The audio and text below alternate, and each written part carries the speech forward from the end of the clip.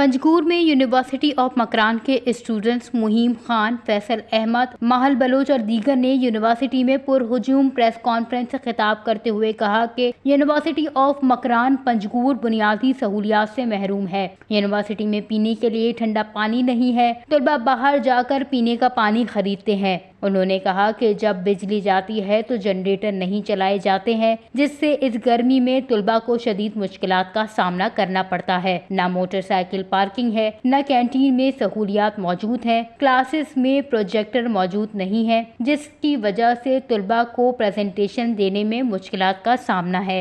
उनका मजीद कहना था कि यूनिवर्सिटी में बाहर से लोग आते हैं जिनको पूछने वाला कोई नहीं है। स्टूडेंट्स की जानिब से यूनिवर्सिटी इंतजामिया को बार बार इन मसाइल पर आगाह करने के बावजूद इंतजामिया इन मसाइल को हल करने में संजीदा नजर नहीं आती है। ऊपर से तलबा को धमका कर खामोश किया जाता है।